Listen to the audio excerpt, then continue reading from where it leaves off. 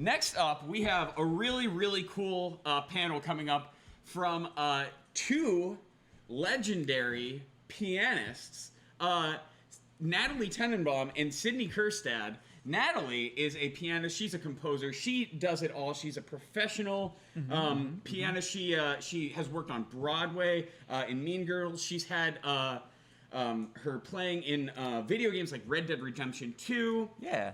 And she also plays for one of my personal favorite video game bands, which is the 8-Bit Big Band. And she has, I mean, her chops are truly out of this world. Her, like, you have to hear her play the cadenza on Gerudo Valley. It's actually ridiculous. So that's fantastic. That's Natalie. And then Sydney Kerstad runs a YouTube channel called Smart Game Piano, where you can learn how to play all kinds of amazing video game and anime songs. Do you think that she could help me?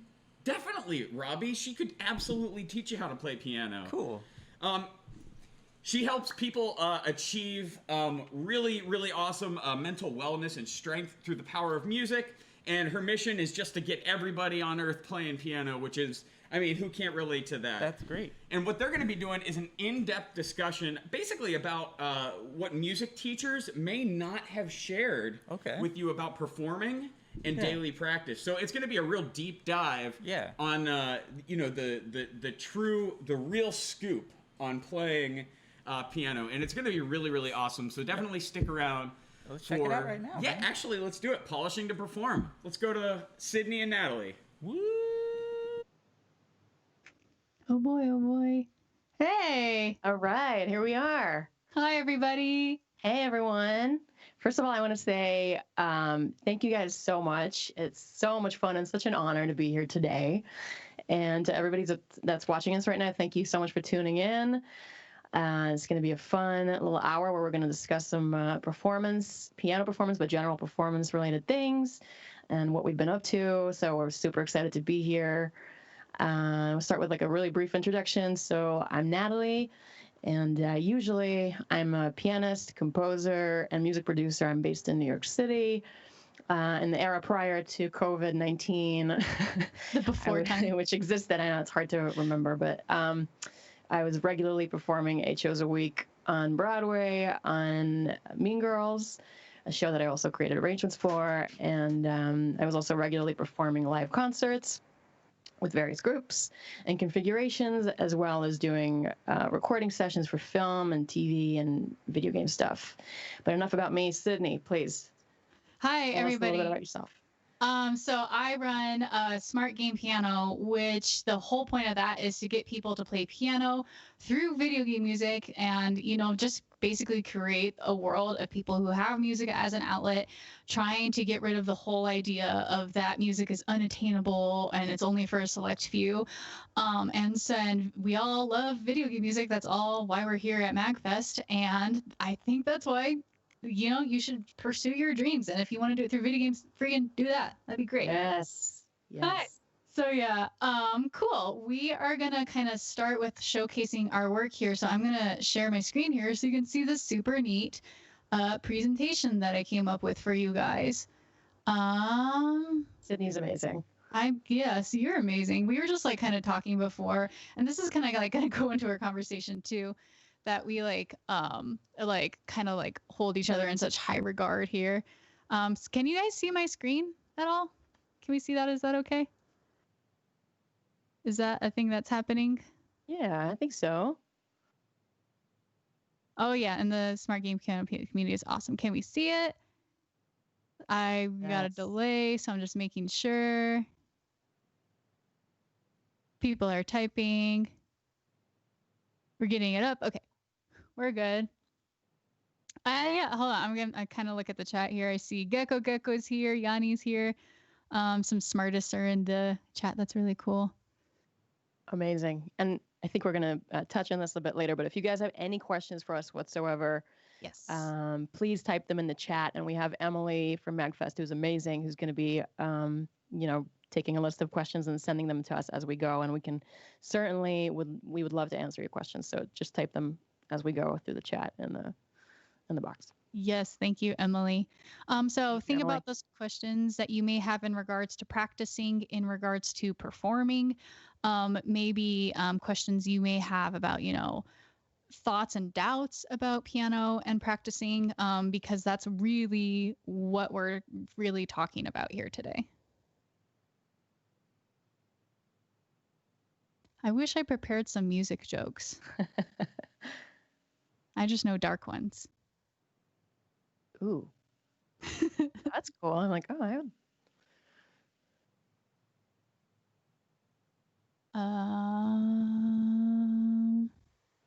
can't think of any, but that's okay. So I guess while we're waiting, we can kind of talk about, I guess I'll just kind of preface here the video I'm going to show for a second. So we're kind of going to be showing off what we do for performances and what we actually do with piano. And as I said before, for Smart Game Piano, that I like to teach video game music on the piano, but that also includes like recording myself to kind of show people what to be doing with piano. So often I'll record myself kind of from overhead so you can see like my hands on the keys. I've also had the pleasure of actually playing a song with 8 Big Band, and that was a lot of fun. That's actually amazing. where I met Natalie. Yes. What were you recording when I was there? Was it Pokemon? I think it was the Pokemon, which is a pretty crazy Yeah, piece that Charlie put together. And you were doing my all-time favorite, the aquatic the aquatic ambiance. Yeah, ambiance. yeah. Gorgeous, gorgeous. I You was, guys should check it out. Check out their music on Spotify. yeah, And 8 specifically Big Band. Sydney's recording. It was beautiful. Yeah. So I see a question here from Dak. How long have each of you been playing and or teaching? Do you want to go first, Natalie? Sure.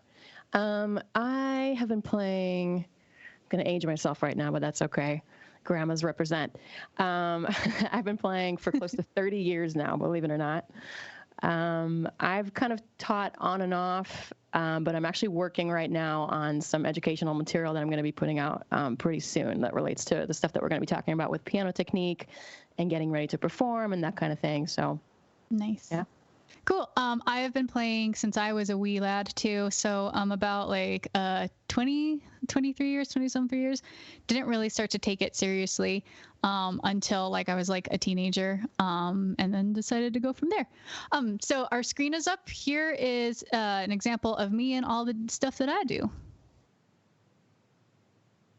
Hay sonidos.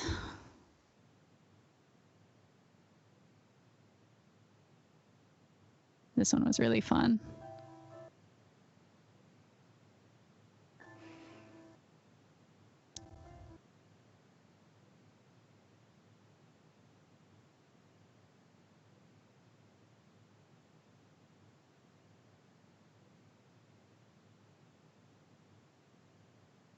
Is it quiet?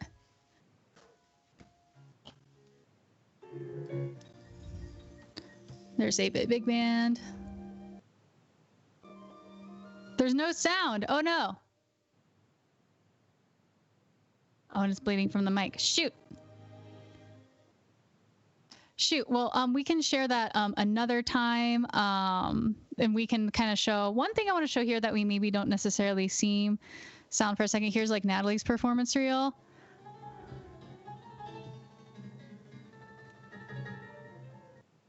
Just kind of watching Natalie play. Shoot, sorry guys. But fun fact here, if we don't have a whole lot of sound, this here in Red Dead Redemption, see that man playing at the piano? That's me. I did a lot of motion caption work for them where they captioned me in like a warehouse, all dressed to the nines in their motion caption attire, playing the piano for many hours. And that's actually in the game and all the saloons and everything. So if you guys see someone playing the piano in that game, shout out. Yeah, so Natalie has had the coolest piano job that I've never get to experience. That's so cool. It was fun. It was definitely fun. So as we go through and kind of talk about those experiences and what they kind of entailed, we have some questions for you to either think about or share with immediately if you are so inspired to share. Basically, in one word, what is music in your life? And how do we, as in the royal we, as us as people and you, stay motivated? Yeah. Cool. So I guess I'll take it here. So for those of you, while you're thinking about that question, what music means to you in your life, I take the stance that it is for sanity and it's for passion. So a thing I tell my students all the time for Smart Game Piano is that Daddy Google can't play piano for you. You know, you could push the play button and have some sounds come out, but, you know, it's not going to be the one pushing down the keys of the piano for you. And this is something I like to keep in mind of creating versus consuming. Yes. Not that consuming is wrong, you know, but creating can teach you so many things. So music, and just music in general, learning to play music can teach you problem solving, time management, learn the history of your country, of your culture with whatever music you're studying.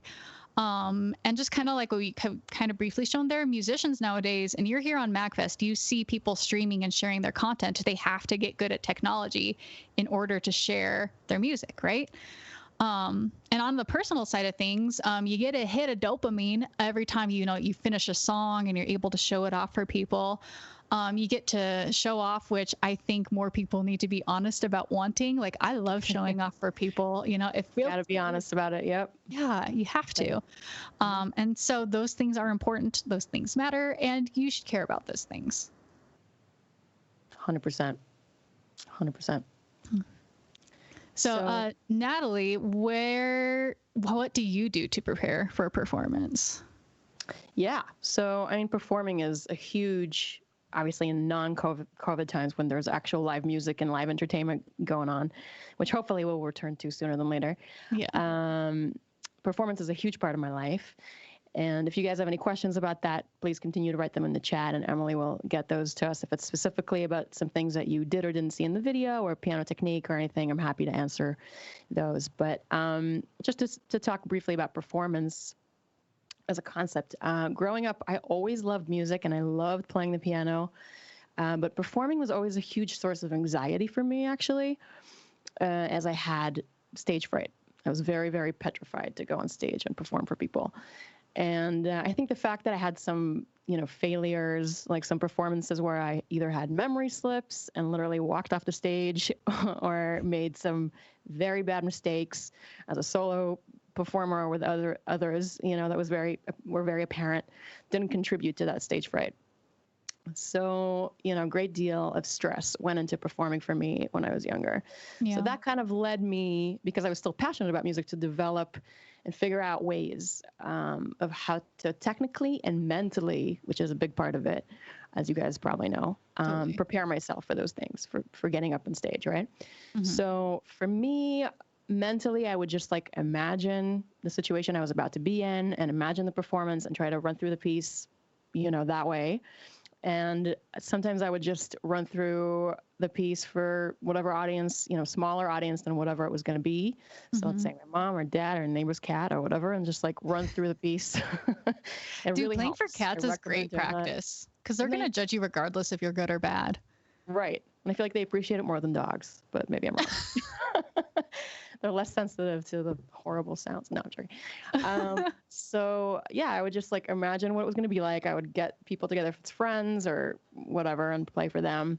And of course, on the technical side, I developed like a whole methodology around how to prepare technically, which includes, you know, a very detailed kind of regimented metronome, practice routine, and technical things about finger independence and how to break down problem spots in every piece or whatever genre of music that I was about to perform, right? Mm-hmm. So just really I was an over-preparer. And I got kind of like more and more serious into it. And then that led me into coming to the Juilliard School here in New York, where any kind of anxiety that I had was multiplied by a million, right? Because I mean, it's Juilliard, so like that's kind of scary. Right. And I mean, you know, on top of having like once a year you have a jury where you have to kind of like show what you've done, and the standards are perfection. You have to just basically be perfect. We started the program, it's a 4-year program. We started 13 kids. We ended up, I think it was 9 that graduated. Is that like the goal of like schools though, to kind of like whittle out the weak ones though? I don't think so. I have a lot of friends now who are from different conservatories, and I didn't hear similar stories. So But for whatever it's worth, I mean, that has positives and negatives, right? Yeah. So that anxiety of having to be perfect, there's competitions. There are many competitions that are happening year round, inside the school, outside the school. There's concerts, and you're playing classical. I was in piano performance major, right? Classical music. So the standard of perfection is very, very high. Mm-hmm. Speaking of standards, there's a question here for you from somebody. Natalie, you mentioned some public mistakes in performances. What is the most cringeworthy moment you've ever experienced in your career? Oh my God, I'm about to really expose myself for you guys here. This is, I mean, I've had a few. It's a tough competition. Pick your favorite. But one that really sticks out is that I had to perform. It was like the Swiss embassy. Oh, geez. Like the ambassador of Switzerland. They had all these diplomats, and it was all these kind of like classical music aficionados, and I had to play some Bach and some Chopin. And I played the Chopin, and that was like somewhat okay, but I was getting nervous because I knew that I didn't prepare well enough on the Bach piece. And then I just had the worst memory. I forgot where I was. I started the piece, maybe 5 bars into it. I was like, oh, like I just forgot. I froze. Oh, no. I had no idea what comes next or how to get out of that scenario, right? So it was so traumatizing. I still remember the feeling of that happening like it happened today, honestly. So like visceral. Isn't that horrible when it happens? Like you still physically feel the embarrassment from years ago. I feel it. And I like ran off, and you heard like the audience gasp like that, like, so bad.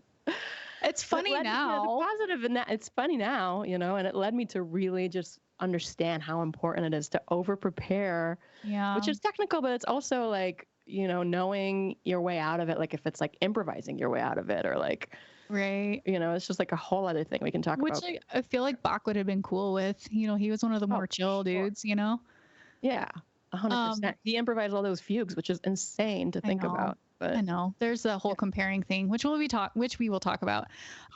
So also for what about you, Sydney? Have you had any similar cringeworthy public mishaps in your career? Yes.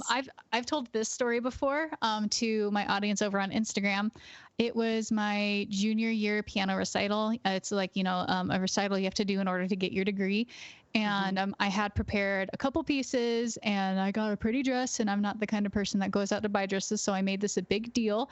Same. And I'm a big baby when it comes to cold. Like I really don't handle being cold well. It's like, especially when nerves come up, like my hands will get literally frozen. Yep. Same but person. also, yeah, right. Like, but also at the same time, my nose will run when I get cold, like a faucet, just boogers galore. So when I was playing, oh gosh, I think it was Brahms Intermezzo 117. Yeah, 117. Just this little snot just went down my face. And it was just me on stage, and you're like, you know what, maybe it's really little. I can really feel this, but maybe they can't see it. And like after the piece was done, I was just like, because I didn't bring a hanky or anything like that. And then I asked my friend after my recital, like, hey, could everybody see that? And she was such a turd about it. She's like, yeah, literally everybody could see that. That was super embarrassing. I'm just like, not good. Thanks, friend. Not good. Nope. That's not what you wanted to hear. No, but at the same time, that I'm glad she was honest about it rather than just like, oh, it's fine, sweetie, it's fine. Like, no, I needed to hear what actually happened. Right. So while we're kind of, all of us. Oh, sorry, go ahead. So what I was just saying it happens to all of us. It's part of development. Do you have a booger story too, Natalie? Does it happen to all of us? The booger specifically, I'm not sure, but certainly a lot of cringeworthy moments, a lot of them. We'll have those. So speaking of like questions and stuff, this question kind of goes into our next segment really well. While practicing, is it better to practice one song at a time till perfection, or have several pieces to work on? That is a phenomenal question. It is. That's a hard question to ask. Great question. And I don't even know if there's like a right or wrong answer to that, as far as I'm concerned. I think that's a great question. I think it kind of depends on your overall goals and like, it sounds kind of maybe basic or cheesy to say, but like, where do you see yourself in a month, in 3 months, in 5 months? What are your how do you want to present yourself? What are things that you want to showcase? What are some short and long-term goals that you have? And then breaking it down literally to daily piece. I mean, I have lists here that are ridiculous that I can show you guys. It's like, Yeah. okay, well, if I want to do this and this, then that means I have to practice exactly this piece for this amount of time. And, and sometimes you start with that plan and then you obviously have to adjust, right? Because like something is either harder than you thought or easier than you thought, takes longer, takes shorter. But to answer more specifically, sometimes I'll take one piece if I know I have to record it and I'll perfect it and I'll work on it until it's done, especially if it's something very challenging. Like one of the pieces that we couldn't show in the video, but we'll link it to you guys later. Yeah, we might do that. It's literally, I knew it was going to be very, very difficult. So, and we're going to talk later about how to time manage and that kind of thing. But I have this thing where I break things down into like 22-minute increments and 8-minute rests, right? So it's 30 minutes, 22, 8. Kind of like the Pareto principle, but a little bit different. So then you just really just like know that you're going to work on that one piece and break it down to chunks and like very methodically work on that. But if sometimes it happens, if you're doing this for a career or even not, if you have just like a lot of things going on at school or wherever you are, if you have certain things ongoing at once where you have a concert for this and a recording for that and a project for this, where you kind of have to subdivide your day, then that, there's no choice. But ultimately, if you can stay as focused as you can as your one goal, that's preferable than trying to do a million things at once, as I'm sure you would agree, Sydney. But how do you do it? I mean, I don't have a choice but to do a whole bunch of songs at one time due to Smart Game Piano. I'm recording tutorials. I record two tutorials every week. And on one hand, that's great because I'm learning a lot of different music and I have to learn how to do things quickly and accurately in a short time. Sure. But at the same time, I feel like I'm missing out on like really, really preparing and giving like all of my love to one piece. And there's lots of value in that too. So it really depends on what your goal is. So if your goal is to get as big of a repertoire as fast as you want, then I would say do that, get lots of pieces. Don't worry about them being perfect. Just kind of try to get a little bit of here from there. But if you're really trying to perfect a piece, then maybe focus on one or two pieces at a time. Again, you have to think about what your goals are. Yeah. And I think it goes without saying also that any practice is value, right? Yeah. So even if you didn't arrive at whatever your final destination was with that piece, I used to think this unless I really performed at a Carnegie Hall or whatever, I didn't get the value. That's not the case, Right. Any practice that you do, whether it's trying to get into new genres, which we'll talk about, or just within one specific piece, or don't get overwhelmed is what I'm trying to say, which is it's very easy nowadays to get overwhelmed. Totally. So that's kind of like a main thing. So, so we got some other questions about practicing and performing, but first, I was going to share with you guys kind of our practice routines and what we kind of do here. But since we're having an issue with sound, Natalie, how do you feel about kind of sharing the link later with people and then they can make fun of us on their own time? 100%. Cool. It's basically me just messing up and playing slowly and kind of talking through a piece from the 8-bit big band, actually, as it relates to, that was when I attended MAGFest in person, it was with that group and it was a lot of fun. So if you guys want to watch that, we'll post that later. Yeah. So we could put that on each of our Twitters later. So I guess next we're going to talk about kind of what we feel actually as artists and musicians full time. But I also think that these feelings are pertinent to, hobbyists, amateurs, whatever label you like to give yourselves. Insecurity, comparison, self-judgment, confusion. This is and the world is falling apart, Martha. Why should we practice music when there's other things going on?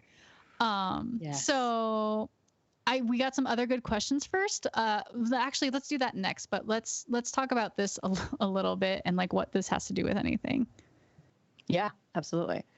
I mean, I think, as a musician, and even as if you're a hobbyist musician, it's hard enough to, if you have any degree of perfectionism, like I mentioned earlier, which could lead to procrastination, it's hard enough to focus and get yourself to sit down and devote the headspace and the time, when it's not pandemic madness, transformational time for our country, racial pandemic, elections, everything that's ongoing. It's hard enough to really focus and find that for me, I can speak for myself. It's hard enough for me to commit the time and the focus.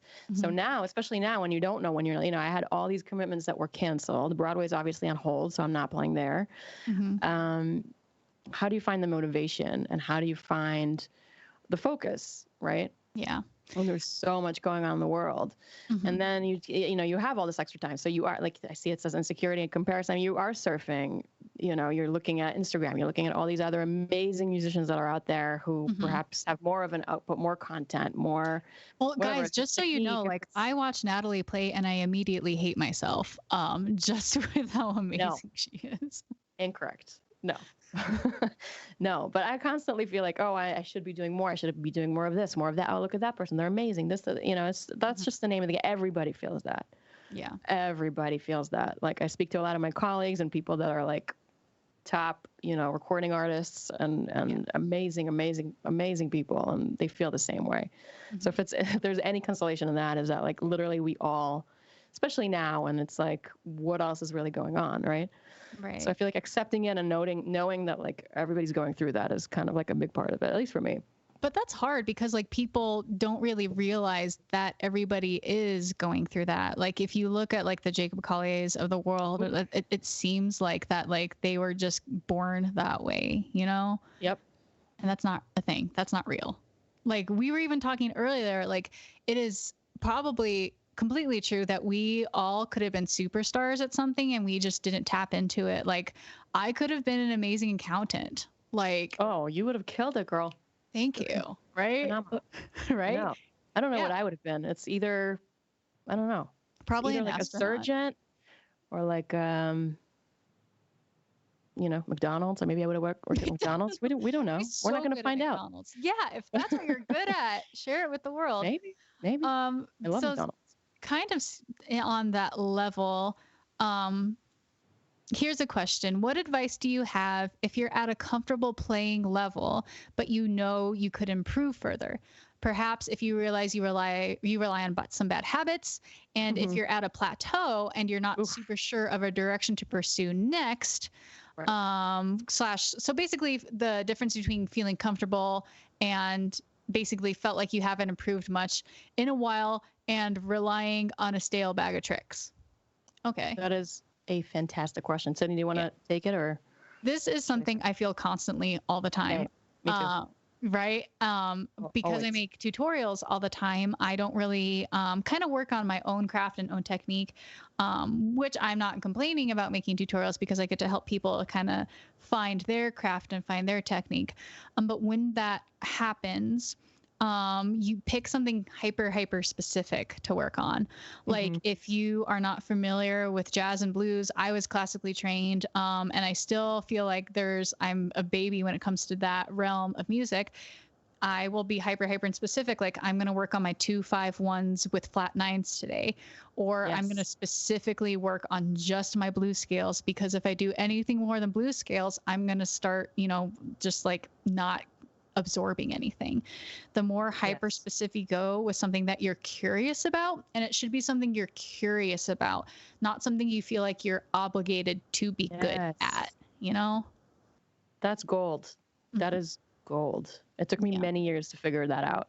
Yeah. I felt like I was always so overwhelmed, like, oh, there's so much and I'm here and I'm never, I've almost given up before I even tried many times on different genres of music and different things that I thought was just like, oh, well, I never, I didn't grow up doing this and this and that, so I'm never going to be able to do it, or, that kind of thing. Yeah. And definitely feeling like I've plateaued and I play the same stuff over and over. To this day, I feel that, right? So like I said, I mean, we're always going to feel that. I feel like even the greatest of the greats have talked about how they still feel that, right? So there's like I said, there's something like, oh, okay, just accepting, and that's the beauty of music, is there's always more to learn, but to be more specific and also kind of connect this to what we were talking about the motivation, especially now when the world is disaster, right? We can't not acknowledge that. So, right. For me personally, little things that either have to do, but also don't have to do with music really help. Like organizing the workspace. I've recently done that, is huge for me. Like it's organized, it's clean. It's a tiny little closet. I wish I could show you the whole room. It's tiny, but it's like, it's my space. I know when I come here, I'm going to get concentrated. I'm devoted to overall kind of like improving as a player, as a composer, producer, whatever it is that I'm working on. Right. And I do these like inspiration sessions where I'll like set the timer on my phone, my iPhone. I'll set the timer for like 15, 20 minutes. And at the beginning of the day, let's say I just watch the news and I'm just like, I'm just not in the space, but I know ultimately that's one of my goals, right? So I'll set a timer, I'll get in here and I'll watch some YouTube either tutorials of Sydney or whomever, but like I'll watch performance videos to get inspired to practice, right? Totally. So I'll watch like Oscar Peterson or whatever it is that really sparks me and it just gets me into that feeling like inspiration.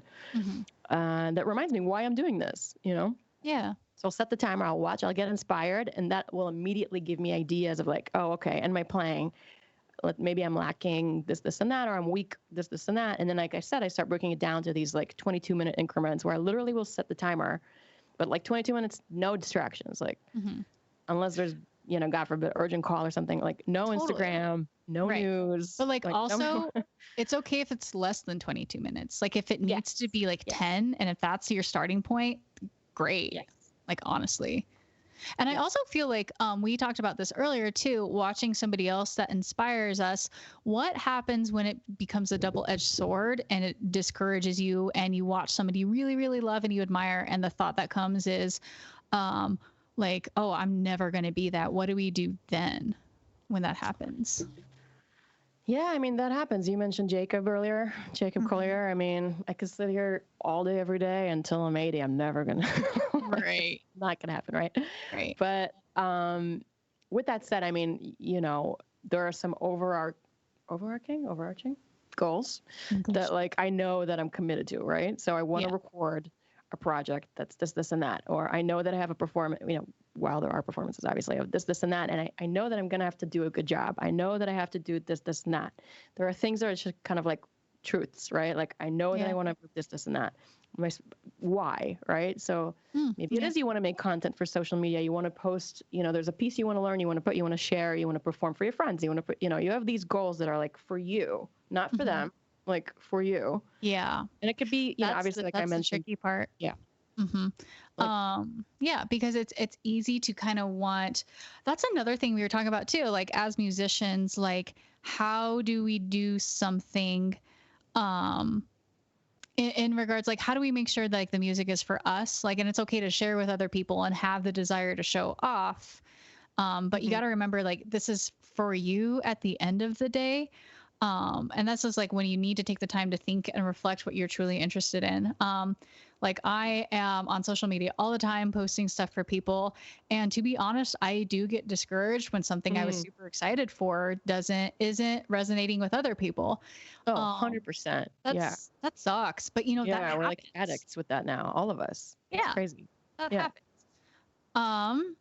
And so that's something you have to learn to get more comfortable with. We have a couple more questions. Let's answer one of them really quick before we continue. Well, first one, what's the most challenging part of your careers? Do you want to start with that? That's a good one. I mean, I feel like that question kind of gets a different answer, like non-pandemic versus now, because my career has changed so dramatically, right? Like I was mostly doing live performances. I was on Broadway every day. I was doing projects that were ongoing. I was committed to certain things that were supposed to happen now, and everything that was scheduled. I mean, I think the seasons 2021 we know was canceled in a lot of places. 2022 they're talking about cancellations. I mean, it's obviously that's very challenging, right? I mean, I talked about how much I worked to conquer these like fears of performing and how I can get comfortable playing all these different genres and being a performer and so on. All of a sudden it's like the rug was right. The world's like, guess what? You don't need to use any of those skills that you've worked on. Right. It's like, well, why did we work so hard? Right. So I feel like right now, and this really links into what we were talking about, is like, well, okay, it's gonna come back, right? So that goes for the live music element, but also figuring out like, okay, well, what else, within the realm of what I'm passionate about, which is writing music, composing, getting my music, licensed, getting it into film, TV, this and that. So it's like conquering all these different things, almost like as an entrepreneur, has become like almost like a stronger challenge is a good word. Challenge during these times, I think, for me. Yeah. For me, it's kind of more, I've had an opposite effect thanks to COVID. Like, my presence was online before the quarantine and the virus, and now, it's still online during all Amazing. this, which it is great, but at the Amazing. same time, it made me realize like lots of people signed up for lessons, and it kind of, and I actually will talk with my students, and basically a lot of people are grappling with the whole what do I do with my time, what do I do with my life, and it's basically making me reevaluate that to myself. Like, am I Sure. spending my time wisely? We're putting all of my eggs in this basket, or do I need to put eggs in this basket and in this basket and in this basket? And again, like, what the great thing about piano is, if you can kind of practice what you're doing in that hardcore 22-minute section, you can apply that to bigger aspects of your life. Like, Oh, 100%. you I've can. taken it into everything else. I'll be like, oh, 22 minutes of emails now, right? You have to get Yeah. back Oh to my this. gosh. Yeah. 22 minutes of making your bed and like wiping your cat's face after he got into the trash, like you got to Gotta do what you balance gotta your. do, you know? Yeah. I had to do that today, and he was not happy about it. I'm sure. He can't. Yeah. But, so that's the hardest part, finding that balance. And that actually goes into the next question really easy. And I'm sorry, person, with this one question. I promise I'll come back to it, just looking for a different segue. But on the balance of subject and performing for yourself, how do you settle between the things you want to perform and the things would be more popular? Oh my gosh, can I do this one first? Yes. Oh No my way. gosh. So like, I have to do that all the time for Smart Game Piano. And recently I recorded a Moonsetter from Homestuck, and it's just this gorgeous, gorgeous tune. Like, I never actually read Homestuck. For those of you who don't know, it's an online web comic that's been going on like since literally forever. I played that, and I really just wanted to play this one. And sometimes you gotta allow yourself to be self-indulgent, and that was an instance of it. On the other Beautiful. hand, another thing that I get a lot is a lot of anime requests, lots of anime openings. Recently did Bloody Stream from JoJo's Bizarre Adventure. That's a bop, Natalie. You should listen to that. I gotta check that out. It's so good. And also Isabella's Lullaby from The Promised Neverland. Ooh. And because I like didn't watch either of those shows, I was just like, oh, okay, fine, I'll do it. And then like I'll Yeah. end up actually liking the songs.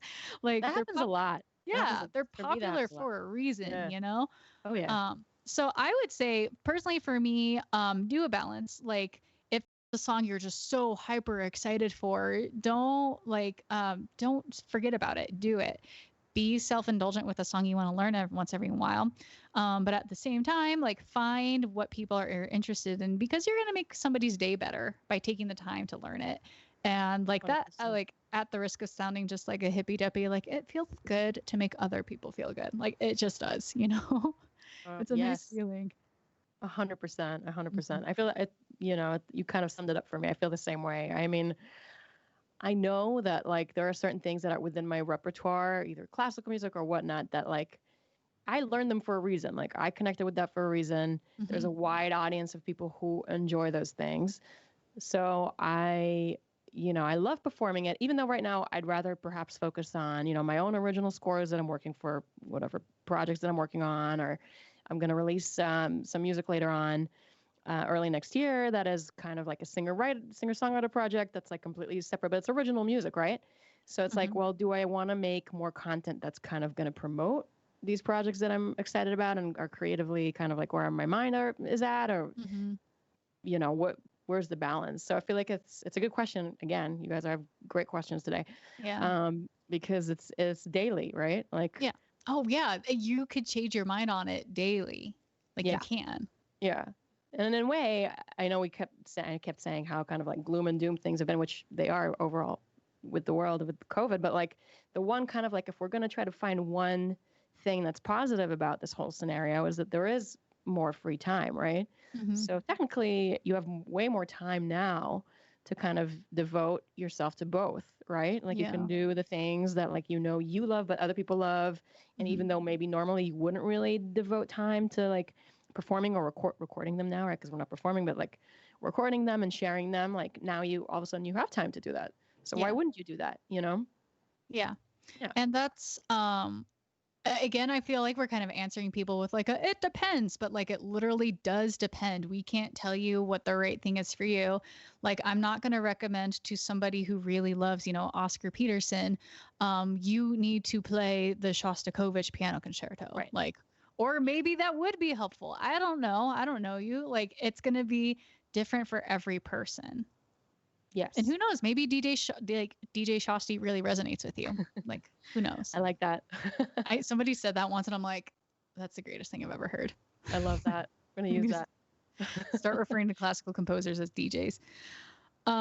So there's one more question here, I think, before we move on to our next and last slide is Natalie, and I guess for both of us, how to avoid/deal with a complete mind blank that occurs after making a mistake. Okay, that's a good one too. Okay, go ahead. Sorry. No, go ahead, Sydney. I'm thinking of some prep that you need to do beforehand. So I do a lot of teaching. I do a lot of working with students, and this is something that occurs all the time. And this is kind of where muscle memory becomes a double-edged sword. Mm-hmm. You do want muscle memory when you are getting ready to perform. So that way you could just kind of get into that flow state and really just kind of be with the song. However, if it's all just muscle memory and you play the song the same way from beginning to the end, when you make a mistake at like the 30% mark or like the 60% mark, because your brain is so hardwired to see that as like one big thing, your brain could be like, I can't do it unless it's from zero. That has to do something with your practice. So when you practice, sometimes start in the middle of the song, sometimes start at the end of the song. And then so play the last 4 measures and then go up and then play the last 8 measures, et cetera, et cetera, et cetera.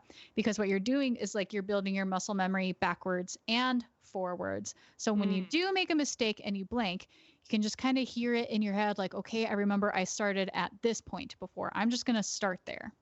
Give yourself other starting points. Yeah, that's absolutely brilliant. That's way more brilliant than anything I could say.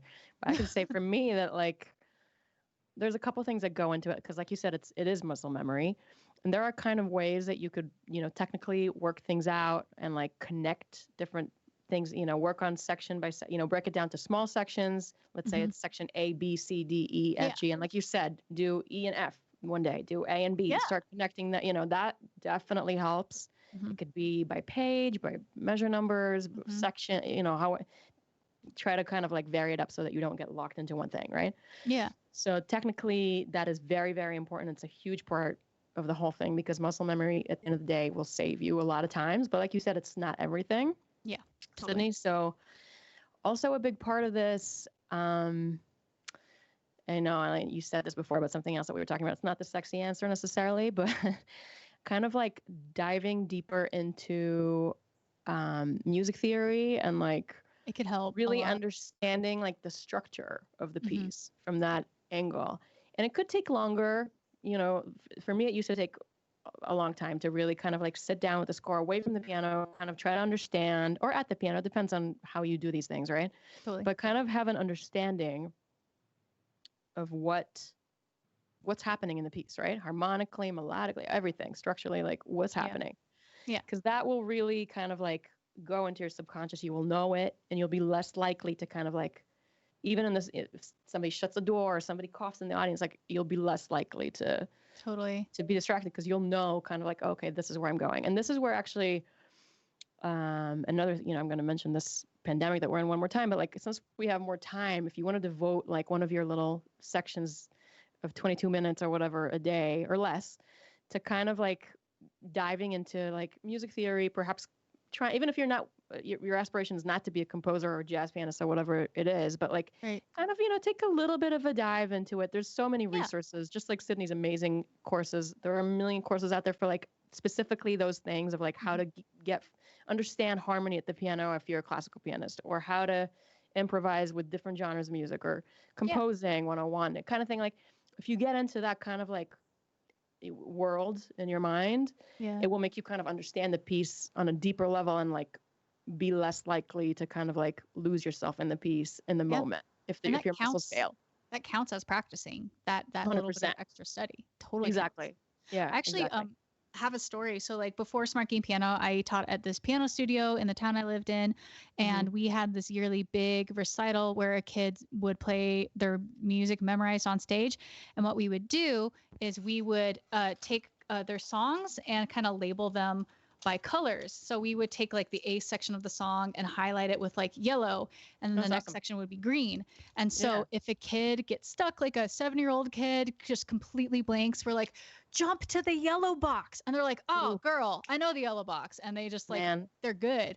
I wish I did that prep for the concert I mentioned earlier. Me too. Saved me. Yeah. So like I actually will do that now. Like I may not like color like a box or something, but I'll color like a staff. I'll be like, oh, okay. This is yellow. We're good. I know yellow. It helps. Yeah. Any kind of thing, sometimes I'll assign a word in my mind to a section so I know like we're approaching that, anything like that can help you. If it's a color, if it's words, if put a heart next to it, whatever. Yeah. The deeper kind of questions are always like if you could like kind of like dive into the composer's world and understand the theory a little bit more. But like I used to employ so many more methods even before I understood music theory at a deeper level. So yeah, and those methods still work even after you learn music theory too. Yeah, 100%. Cool. So our last slide is we want to leave you guys with positive affirmations or kindnesses to tell yourself when you are practicing your piano or whatever instrument that you're working on. This also applies to composing, improvising, even studying music theory. This one, the first one, like just do it. Don't wait until you're ready. Spoilers, Martha, like none of us feel ever truly 100% ready to go on stage. So just do it. Yep.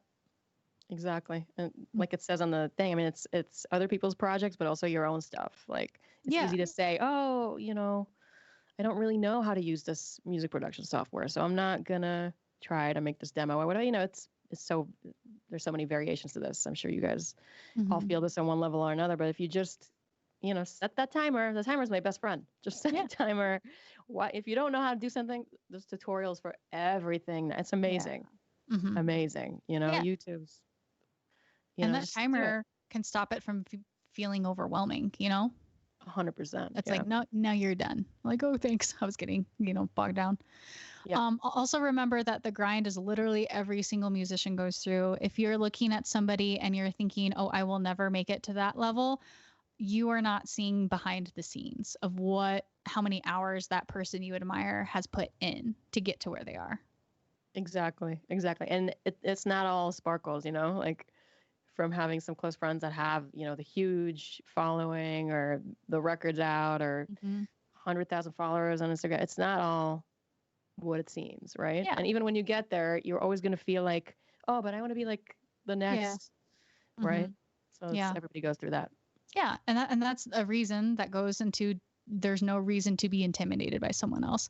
As much as like I'm a hypocrite on that point and working on it, there's no we all feel that. That's like we all feel that. Yeah, and that's easier said than done. However, the more you say it to yourself, the more true it will start to be. Yes, 100%. Also, next point, patience is a virtue for a reason. Things aren't going to happen overnight. You're not going to be able to get that, scale 4 octaves at, 220 beats per second in a day. Probably not. And that's okay. Exactly. I mean, I see it this way, but I feel like some people maybe don't see it this way. But piano technique, just like being an athlete, or not even being an athlete, but just getting better at crunches. Like you're not gonna have a 6-pack tomorrow, but like if you did, crunches every day for 20 minutes, you have a better chance, right? Right. Or like even if you devote yourself like 8 hours a day of crunches, you're not gonna be. I can't think of an example of somebody that has like really fierce abs right now, but it's going to take a while, fierce abs right now. Everybody's at home eating snacks. I know. I've gained the COVID-19. I know. It's going to take a while, but the good news is that just like those, abs or whatever it is that you want to achieve in that realm, you can achieve it with piano. You just have to have the patience, like you said, which is a virtue. So, and also you can get there. You can do it. Yeah, you can do it. If you want it, you can get it. Of course, there are some instances where we all kind of have our physical limits totally a thing. Totally acknowledge that. But if there is something you feel like you can't achieve, that's probably not true. You probably can get it. Yeah. And I always say, like, if I could do it, you could do it. Like, Yeah. if I started piano at a young age, but I didn't really take it seriously until like the very last year of high school. And I started learning all this repertoire that, the following year when I got to Juilliard, all of my contemporaries had already played it when they were 3 years old. Like, they were all child prodigies from all over the world, right? So I saw them on this like pedestal, but I made it. I was in the class with them, and I graduated from the same school, and I worked really, really hard, and I did not think I was going to get through those that audition process. So I always say, if I could do it, like starting so last minute and like really dedicating myself to this goal that like really seemed unattainable at the time. And I've had many other things since then, obviously, but yeah, totally. Yeah. And I think that's, what's going to help you there is that we have constants that we can rely on. And for me, my constants are, if I'm having a bad day of practice, like I may talk to a musician family member of mine, or I may even talk to my best friend who knows nothing about music and just tell her, like, oh my God, I'm so bad. Like, what do I do? And she's like, you're fine. You're good. Let's have some apple cider. There's people that love you and have your back and, support you. And that's priceless, especially now. So, yeah. And I think it's good to have that, those supports, like be musical people and also non-musical people, there is value in both sides. Exactly. We only have a few minutes left, but also it can get lonely, like especially piano is a pretty solitary instrument. And I am guilty of being that person like, well, if I can't do this by myself, if I can't just read 20 books and just be instantly good at it after a few months of like practice and study, then I can't do it at all, which is bull honky. We all go to classes for a reason. There are forums for music for a reason. And I was telling Natalie before we started, like, I really miss like having a piano teacher like that I can go to. And I shared with reason. Yeah, exactly. And I shared with Sydney that actually I still have peers and mentors and teachers and a community that I get together with weekly or even bi-weekly. And like, we talk about techniques and how to improve and how to, like, you can't, it's, it could be a very lonely thing because you're practicing by yourself. Yeah. But like, if you reach out to those peers and mentors, it just opens up your world, It does. Yeah. Beautiful thing about music. And that's like, like we all make music with each other. Very few of us are actually by ourselves. And at the last point, Natalie came up with this phrase and I was just like, oh, put that on a t-shirt. Just find the zen and the joy. It may feel like they're not there sometimes. Especially they now. are. Yeah, especially now where things seem very bleak. They're there. They're still there. You just gotta maybe work a little bit harder to get there, but they're there. Yeah. And the inspiration session really helps, guys. Yes. I do it before every practice session now. Honestly, saved my COVID experience. Just get inspired, see the things I love, find the joy of like, why do I love music? Yeah. And then it just amps me up. And even if it's like, oh, I want to procrastinate. I want to do this. I want to read the news. I want to sit on Twitter. I want to do God knows, right? Yeah. It forces me to set that timer and just get in there and just do it, Yeah. Because like it will be there. It will be there. And it does bring a tremendous amount of joy for all of us as we it does. Like when you finally get to that point, and you can just kind of like be in your flow state, it's like there's nothing else like it. Literally nothing else like it. It feels really good. Yes. Well, we got 2 minutes left. I want to say I am sorry for not having the foresight to get those audios working. So if it's okay with MAGWest, I am going to post those videos onto my Twitter.